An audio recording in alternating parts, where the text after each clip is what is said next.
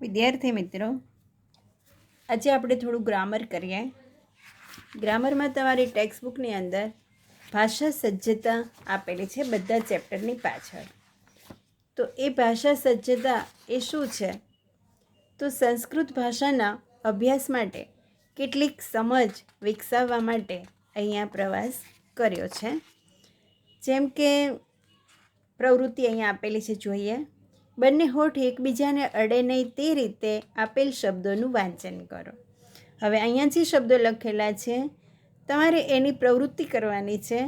બંને હોઠ એકબીજાને અડવા ના જોઈએ અને એવી રીતે આ શબ્દોનું ઉચ્ચારણ કરવાનું છે, શબ્દોનું વાંચન કરવાનું છે. મનોજહ, જો અડવું ના જોઈએ એ ધ્યાન રાખજો અને એવી જ રીતે બોલવાનું છે. એના પછીની પ્રવૃત્તિ 2 છે, જીભ દાંતને અડે નહીં એ રીતે નીચે આપેલા શબ્દોનું વાંચન કરો.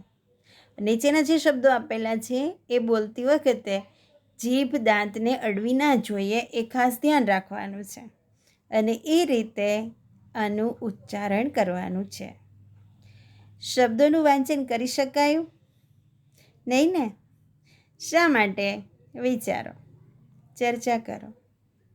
આપણે જોઈએ છીએ કે આ શબ્દોનું જ્યારે આપણે ઉચ્ચારણ કરીએ છીએ ત્યારે આપણને જે પ્રવૃત્તિ આપી છે કે બંને હોઠ એકબીજાને અડે નહીં અથવા જીભ દાંતને અડે નહીં, તો એ રીતે આપણે આ શબ્દોનું ઉચ્ચારણ કરી શકતા નથી. કેમ? કારણ કે આ શબ્દોનું ઉચ્ચારણ કરવા માટે આ જે અમુક આપણા શરીરના અંગો છે, મોઢાના અંગો છે, જેમ કે હોઠ, તાળવું, જીભ, દાંત, ગળું, તો આ બધાનું ઉચ્ચારણ જો એને અડશે જીભ અથવા બંને હોઠ ભેગા થશે તો જ એનું ઉચ્ચારણ થઈ શકે છે. એટલે આપણે એના કારણો નોંધપોથીમાં લખ્યું, તેની ચર્ચા કરવાની છે અને તેના આધારે અહીંયા આપેલું કોષ્ટક સમજવા માટે પ્રયાસ કરવાનો છે. તો આ કોષ્ટક છે જે એ જુઓ, વર્ણપરિચય. વર્ણપરિચયમાં પહેલું છે સ્વર અને વ્યંજન. આ વર્ણો જ છે. આપણે જોઈએ સ્વર, પહેલાં આપણે ગ્રામરનો જે લેક્ચર હતો એમાં પણ કે સ્વર કયા કયા છે. તો અ, આ, ઈ, રૂ, રૂ, ઉ, એ, ઐ, ઓ, ઔ. આ બધા સ્વરો છે. અને વ્યંજનો, તો વ્યંજનો જોઈએ તો ક, ખ, ગ, ઘ, અંગ, ચ, છ, ઝ, ય, ટ, ઠ, ડ, ઢ, ણ, ત, થ, દ, ધ, ન, પ, ફ, બ, ભ, મ, ય, ર, લ, વ, શ, શ, સ અને હ. આ છે વ્યંજનો. હવે આપણે અહીંયા તમે જોશો તો સ્થાન લખેલું છે. સ્થાનમાં કંઠ્ય, તાલવ્ય, મૂર્ધા, દંત્ય, હોષ્ઠ. તો વિદ્યાર્થી મિત્રો, આપણે પહેલાં સમજીએ કે બીજા બધા લેંગ્વેજમાં જે કંઈ ગ્રામર છે એના કરતાં સંસ્કૃતનું ગ્રામર એક વિશેષ છે. પાણિનીએ આ ગ્રામરની રચના કરી છે. તો એમાં કુદરતી રીતે જે આપણને ઉચ્ચારણ તંત્ર પ્રાપ્ત થયું છે કે ભગવાને જે આપણને ગિફ્ટ આપેલી છે, તો એ છે કંઠ. કંઠ એટલે ગળું. તાલુ એટલે કે જે અંદરનો ગુફા જેવો ભાગ હોય એને આપણે તાળું કહીએ છીએ, તાળવું. પછી એના પછી જે હાર્ડ ભાગ છે દાંતની પાછળનો એને આપણે કહીએ છીએ મૂર્ધા. એના પછી દંત્ય એટલે કે દાંત. ઓષ્ઠ્ય એટલે કે હોઠ.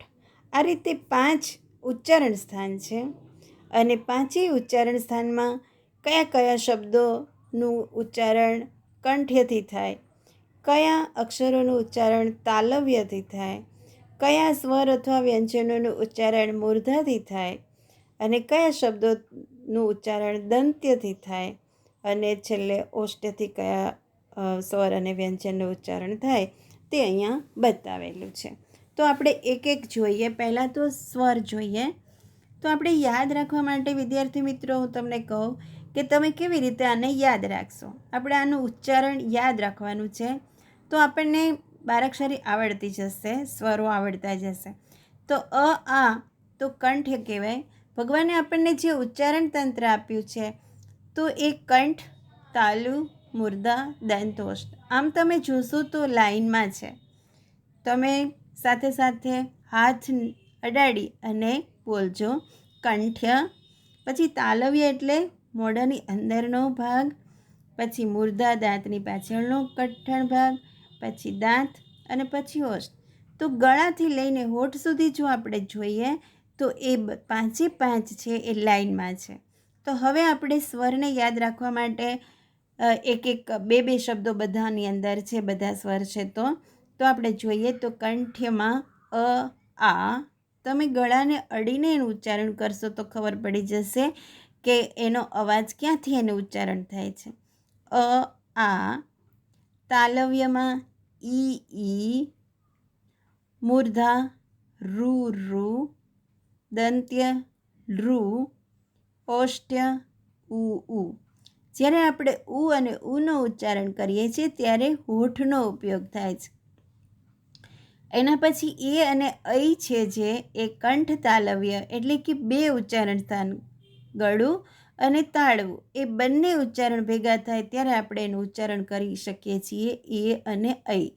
એવી જ રીતે ઓ અને ઔ છે એ કંઠ્ય અને હોષ્ઠ્ય છે, એટલે કે ગળું અને હોઠથી એનું ઉચ્ચારણ થાય છે. હવે આપણે જોઈએ વ્યંજન વર્ગો કે વ્યંજન વર્ણો છે એનું ઉચ્ચારણ ક્યાંથી થાય છે.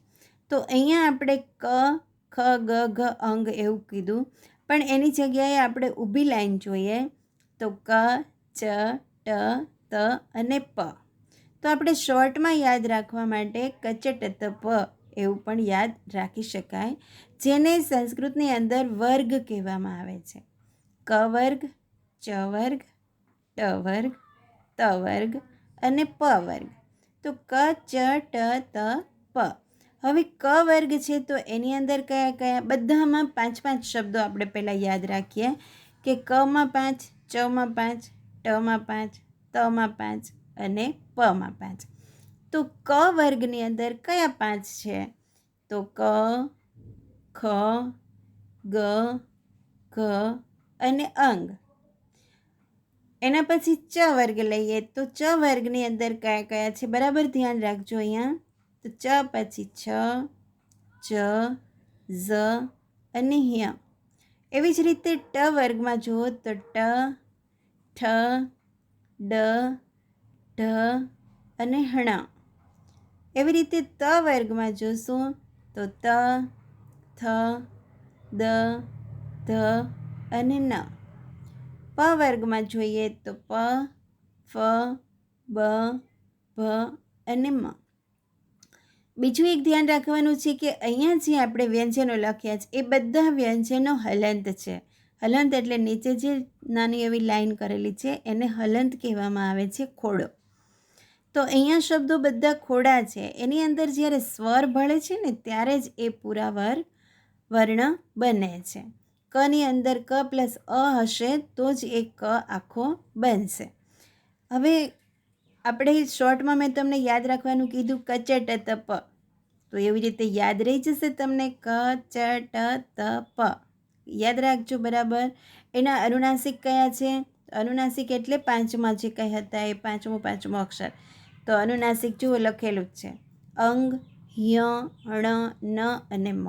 આપણે અંગ અને ય જે છે એનો ઉચ્ચારણ, એનો ક્યાંય પણ ઉપયોગ ગુજરાતીની અંદર કરતા નથી, પરંતુ સંસ્કૃતની અંદર આનું ઉચ્ચારણનું જરૂર પડે છે, અંગ અને યની પણ. અને એની સાથે લખવામાં પણ અનુનાસિક આ 25 જે શબ્દો છે ક, ચ, ટ, ત, પ વર્ગના, એમાં ઉપર અનુસ્વાર એટલે કે ઉપર મીંડું ક્યારેય લખાતું નથી.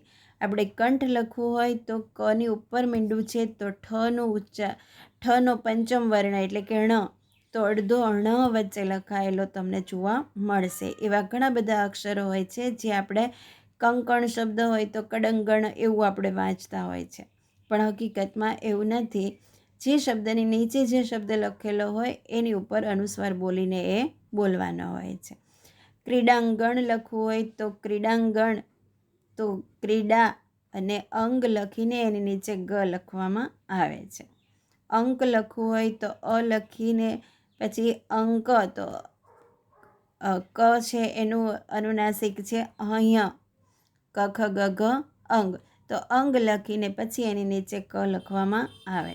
જેની ઉપર અનુસ્વાર હોય એના પછીનો અક્ષર જોવાનો હોય અને એ પછીના અક્ષરનો જે અનુનાસિક હોય એનો ઉપયોગ એમાં કરવાનો હોય.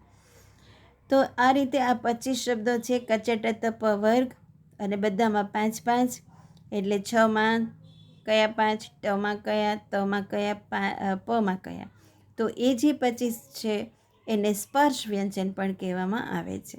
સ્પર્શ વ્યંજન એટલે કે જ્યારે જીભ ક્યાંય પણ સ્પર્શ કર્યા વગર એ બોલી શકતી નથી. આ વર્ણોનું ઉચ્ચારણ કરતી વખતે એ જીભને સ્પર્શ કરવો જ પડે છે, એટલા માટે એને સ્પર્શ વ્યંજન કહેવામાં આવે છે. એના પછી અંતસ્થ ય ર લ વ. જ્યારે અંતસ્થ વ્યંજન બોલીએ ત્યારે જે આપણો શ્વાસ છે એ અંદર જ રહે છે, એટલા માટે એને અંતસ્થ વર્ણ કહેવામાં આવે છે. અને શ શ સ છે એ અઘોષ અથવા ઉષ્માક્ષર વ્યંજન કહેવાય. ઉષ્મા એટલે શ શ સ બોલીએ ત્યારે અંદરની જે હવા છે એ બહાર નીકળે છે, શ શ ને સમાં. હ છે એ પણ ઉષ્માક્ષર છે, શ શ સ ને હ. તો આપણે આ રીતે આખું જે વ છે એનું 2 ઉચ્ચારણ સ્થાન છે દંતોષ્ટ. બાકી એકેય વ્યંજનનું ઉચ્ચારણ 2 નથી, બધાનું એક જ છે. આપણે યાદ રાખવા માટે જે મેં તમને કીધું કે લાઇનમાં જ છે એવી રીતે ક વર્ગનું ઉચ્ચારણ કંઠથી થશે, આપણે એવી રીતે યાદ રાખી શકીએ. ચ વર્ગનું ઉચ્ચારણ તાલવ્ય થશે, ટ વર્ગનું ઉચ્ચારણ મૂર્ધા થશે, ત વર્ગનું ઉચ્ચારણ દંત્ય, પ વર્ગનું ઉચ્ચારણ ઓષ્ઠ્ય. કચટ તપ અને કંઠ તાલુ મૂર્ધા દંતોષ્ઠ. આ રીતે આપણે શોર્ટમાં પણ એને યાદ રાખી શકીએ. વિદ્યાર્થી મિત્રો, હું તમને કહું કે મેં કેવી રીતે યાદ રાખ્યું છે તો તમે પણ એવી રીતે યાદ રાખી શકો. તમને જે રીતે યાદ રહે એ રીતે રાખી શકો છો, પરંતુ હું તમને મેં જે રીતે રાખ્યું છે એ રીતના આપણે યાદ કરીએ. તો પહેલાં મેં કંઠ તાલવ્ય મૂર્ધા દંત્ય ઓષ્ઠ એવી રીતે મારે માઇન્ડમાં જ એવું ટેબલ બનાવી દીધું. કંઠ તાલુ મૂર્ધા દંત અને ઓષ્ઠ. અ આ ઈ ઉ ઉ છે એ જ્યારે આપણે બોલીએ તો ખબર પડી જાય કે એનું ઉચ્ચારણ ઓષ્ઠ્ય છે, એટલે એને છોડી દેવાનું. પછી અ આ ઈ રૂ અને પછી ઉ છે. એના પછી એ અહીં છે એ અલગથી એક લર્ન કરવા પડે, કારણ કે એ કંઠ અને તાલવ્ય 2નાથી થાય છે ઉચ્ચારણ. એવી જ રીતે ઓ અને ઔ છે એ કંઠ અને ઓષ્ઠ્યથી ઉચ્ચારણ થાય. હવે અઘોષ અને ઘોષ વ્યંજનમાં જે કચટ તપ વર્ગ છે એ જોઈએ કે કેવી રીતે યાદ રાખવા. તો ક વર્ગ આખો એટલે એની અંદર ક ખ ગ ઘ ને અંગ આવી જાય અને એનું ઉચ્ચારણ કંઠ્યથી થાય. તો એ પણ લાઇનમાં છે. ક વર્ગ એટલે ક ઓષ્ઠ્ય, ક છે એ કંઠ્ય, ચ વર્ગ છે એ તાલવ્ય, ટ વર્ગ મૂર્ધા, ત વર્ગ દંત્ય અને પ વર્ગ ઓષ્ઠ્ય. હવે ક વર્ગ કંઠ છે તો કંઠથી કયા થાય, તો ક ખ ગ ઘ ને અંગ. તાલવ્ય ચ વર્ગ છે તો ચ છ જ ઝ ય એ બધા તાલવ્ય છે, ટ ઠ ડ ઢ ણ એ બધા મૂર્ધા છે, અને ત થ દ ધ ન એ બધા દંત્ય છે, પ ફ બ ભ મ એ બધા ઓષ્ઠ્ય છે. હવે અંતસ્થ આપણે યાદ રાખવાના હોય તો એકને છોડીને ય ર લ વ. મેં એવી રીતે યાદ રાખ્યું. એકને છોડીને એટલે કોને છોડી દઈશું? કંઠને. લાઇનમાં જ છે તો કંઠને છોડી દઈએ. પછી શું બચશે? તો તાલુ મૂર્ધા દંત અને ઓષ્ઠ, એટલે ય ર લ ને વ. વ છે એના દંતોષ્ઠ છે, દંત અને ઓષ્ઠ 2થી ઉચ્ચારણ થાય છે, એટલે એ એક અલગથી યાદ રાખવું પડશે. પછી એકને છોડીને શ શ સ. એકને છોડીને એટલે કંઠને છોડી દો. પછી શું વધશે? તો શ મીંડાવાળો શ છે એટલે એ તાલુ, ષટકોણનો શ મૂર્ધા અને સસલાવાળો સ દંત્ય. એકને છોડીને શ શ સ એટલે કંઠને છોડીને તાલવ્ય મૂર્ધા દંત્ય, અને હ જે છે એ કંઠ્ય છે એનું ઉચ્ચારણ સ્થાન. આ રીતે પણ તમે એને આખું ટેબલ છે એ શોર્ટમાં પાકું કરી શકો. હવે પરીક્ષામાં આપણને આ ટેબલ કેવી રીતે પૂછાશે તો આપણે એ જોઈએ આગળ. તો અહીંયા ભાષામાં અહીંયા દર્શાવેલા વર્ણોનો વિશેષ ઉપયોગ થાય છે. અહીંયા કોષ્ટકના આધારે નીચેના પ્રશ્નોના જવાબ આપો. અહીંયા પ્રવૃત્તિ આપેલી છે. કંઠ્ય ઉચ્ચારણ સ્થાનવાળા મૂળાક્ષર લખો અને તેના સ્વરો અને વ્યંજનો જુદા પાડો. કંઠ્ય ઉચ્ચારણ સ્થાનથી કયા કયા મૂળાક્ષરોનો ઉપયોગ થાય છે? મેં હજી હમણાં જ તમને કીધું કે કયા કયા મૂળાક્ષરોનો ઉપયોગ થાય છે. સ્વર વ્યંજનો જુદા પાડવાના છે. તો ક, ખ, ગ, ઘ, અંગ આ બધા જે છે એના ક્યાંથી ઉચ્ચારણ થાય છે? કંઠ્યથી. તાલવ્યથી તો ચ, છ, જ, ઝ, ય, ય અને શ. મૂર્ધા ટ, ઠ, ડ, ઢ, ણ, ર અને શ. તો આ રીતે જે ઉચ્ચારણો એના થાય છે તેના સ્વરો અને વ્યંજનો છૂટા પાડો. એટલે કે ક આખો લખેલો હોય તો ક પ્લસ અ લખવું પડે. એવી રીતે ચ લખેલો હોય તો ચ પ્લસ અ લખવું પડે અને ચ ને હલંત કરવો પડે. તો એ સ્વર અને વ્યંજનો જુદા પાડ્યા છે એવું ગણાય. તો એ તમારે આ પ્રવૃત્તિ તમારી બુકમાં લખવાની છે. આગળ સ્વાધ્યાય જોઈએ. તો ઉપરના જે શબ્દો છે ભદ્રમ, નૃપઃ, ઉત્તુંગઃ, ભવિષ્યતિ અને વાંચકઃ આ શબ્દોનો ખાલી ઉચ્ચારણ કરવાનું છે. તો તમને ખબર પડી જશે કે એ કેવી રીતે. ઉત્તુંગઃ જે મેં લખ્યું છે અહીંયા તો એમાં અંગનો ઉપયોગ થયો છે. અંગની સાથે નીચે ગ લખેલો છે. એટલે આવો જ્યારે જોડાક્ષર હશે ત્યારે આપણે તુની ઉપર અનુસ્વારનું ઉચ્ચારણ કરીશું એટલે ઉત્તુંગઃ.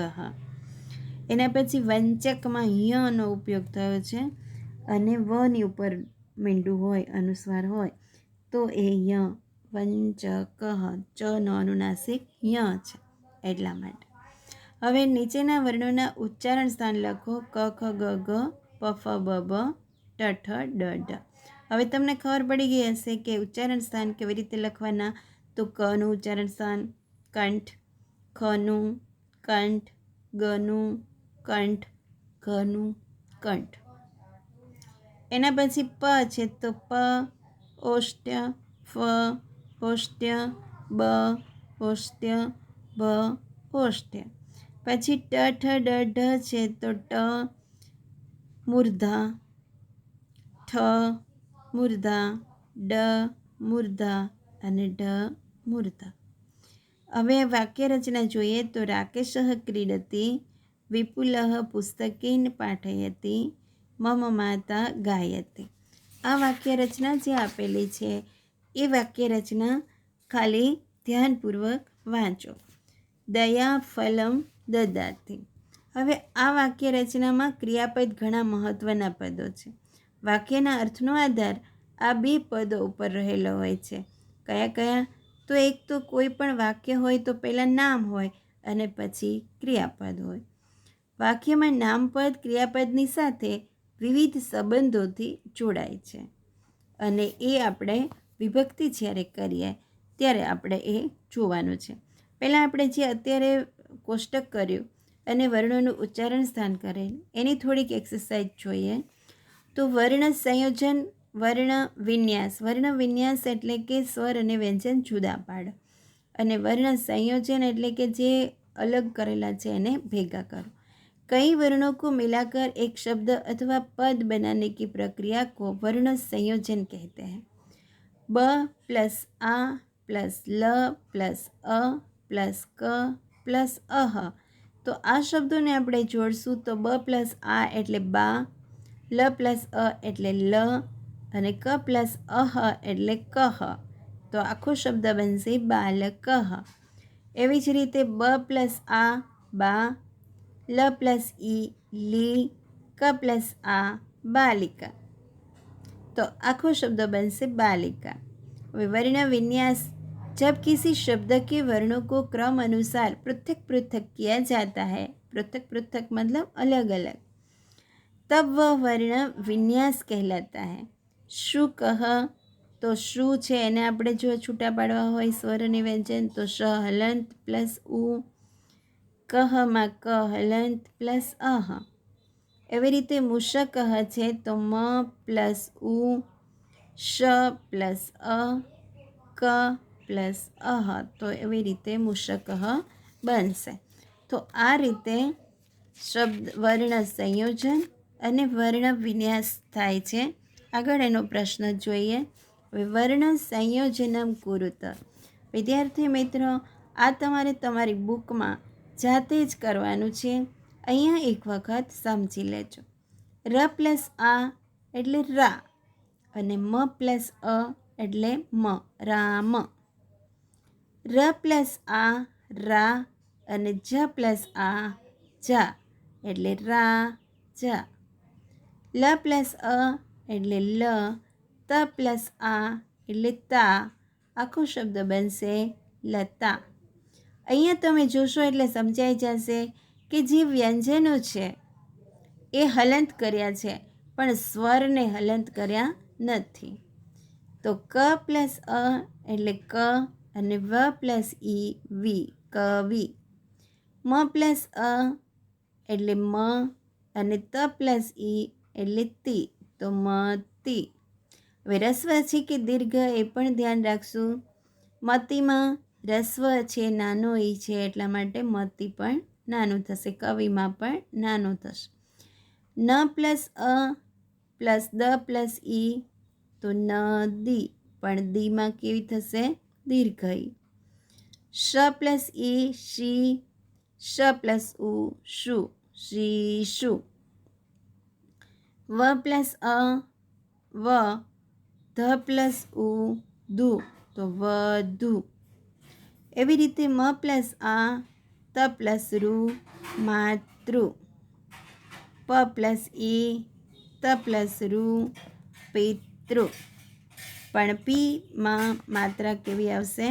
નાની, તો પિતૃ શબ્દ બને છે.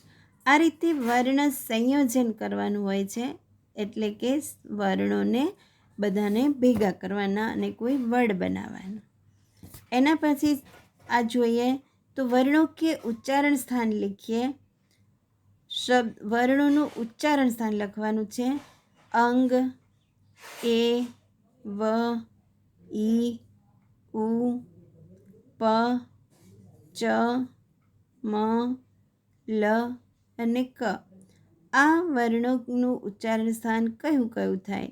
ઉદાહરણ તરીકે અહીંયા ડ છે, તો ડનું ઉચ્ચારણ સ્થાન શું થશે? વિચારો તો પહેલાં. તો એનું ઉચ્ચારણ થશે મૂર્ધા. કારણ કે કયો વર્ગ છે? ટ વર્ગ. તો ટ, ઠ, ડ, ઢ, ણ એ બધાનું ઉચ્ચારણ સ્થાન મૂર્ધા થાય છે. એના પછી છે એ, તો એનું ઉચ્ચારણ સ્થાન એ અને ઐ મેં તમને કીધું તો એ કંઠ્ય તાલવ્ય. પછી છે વ, વનું ઉચ્ચારણ સ્થાન છે દંતોષ્ઠ. પછી છે ઈ, તો ઈનું ઉચ્ચારણ સ્થાન છે તાલવ્ય. ઉ છે, તો ઉનું ઉચ્ચારણ છે ઓષ્ઠ્ય. પનું ઉચ્ચારણ સ્થાન થાય છે ઓષ્ઠ્ય અને ચનું ઉચ્ચારણ સ્થાન છે તાલવ્ય. મનું ઉચ્ચારણ સ્થાન છે, જ્યારે મ છે એ પંચમ વર્ણ છે અને એનું ઉચ્ચારણ થાય છે ઓષ્ઠ્ય. લનું ઉચ્ચારણ સ્થાન થાય છે દંત્ય અને કનું ઉચ્ચારણ સ્થાન છે કંઠ. હવે અહીંયા વર્ણ વિન્યાસ કરું તો પહેલાં આપણે વર્ણોને છૂટા હતા એને ભેગા કર્યા, એને આપણે કીધું વર્ણ સંયોજન. હવે વર્ણ વિન્યાસ એટલે કે વર્ણ વિચ્છેદન. જેવી રીતે સંધિ છોડવાની હોય છે એવી રીતે અહીંયા વર્ણો છૂટા પાડવાના છે. પણ યાદ રાખજો, સંધિમાં બે શબ્દો છૂટા પડે છે, જ્યારે વર્ણોમાં સ્વર અને વ્યંજન બધું છૂટું પડી જાય. મકરહ છે તો આપણે એનું વર્ણ વિન્યાસ કરવું હશે તો મ હલંત પ્લસ અ પ્લસ ક હલંત પ્લસ અ પ્લસ ર હલંત પ્લસ અહ. એવી રીતે મકરહ શબ્દ બનશે. એવી જ રીતે અશ્વહ છે તો અ પ્લસ શ હલંત. અહીંયા અ છે એ સ્વર છે એટલા માટે એ હલંત લખાશે નહીં, એ આખો લખાશે. શ અડધો છે એટલે એના પછી પણ કોઈ સ્વર નથી એટલે શ હલંત લખીને ડાયરેક્ટ વ લખવો પડશે. અને વ છે એ પણ હલંત છે અને એનામાંથી અહ છે એ છૂટું પડશે. તો શબ્દ જ્યારે બનાવશું તો અ પ્લસ શ હલંત પ્લસ વ હલંત પ્લસ અહ એવી રીતે બનશે.